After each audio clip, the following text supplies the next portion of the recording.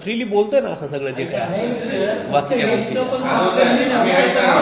नाही त्याच्यामुळे नाही, परंतु काय असतं नाही त्याचा नाही आठ वाटल्यासाठी आपली मैत्री अजून घट्ट होईल. मी तुमच्यासाठी नंतर येतो कधी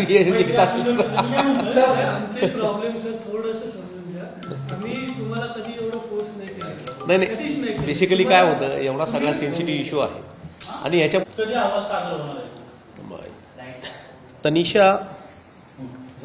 तनिषा उर्फ ईश्वरी भिशे यांच्या बाबतीत अलंकार पोलीस स्टेशन यांच्याकडनं ससून सर्वोच्च रुग्णालय यांना पत्र मिळालेलं होतं. त्या पत्रासंदर्भामध्ये आमची काल समितीची मीटिंग झालेली आहे. त्या मीटिंगमध्ये बऱ्याचशा गोष्टी क्लिअर झालेल्या आहेत. 80 ते 90% काम पूर्ण झालेलं आहे.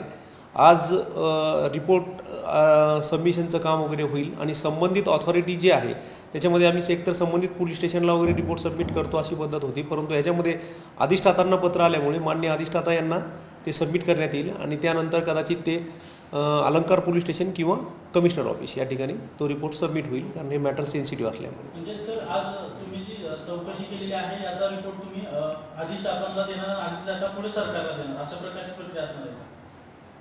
यस, तेच सांगितलं मी. देश विदेशातील प्रत्येक घडामोडींचे लाईव्ह अपडेट मिळवण्यासाठी आता साम टीव्हीच्या सर्व सोशल मीडिया प्लॅटफॉर्मला लाईक, फॉलो आणि सबस्क्राईब करा. तसंच सर्व नोटिफिकेशनसाठी बेल आयकॉन प्रेस करायला विसरू नका.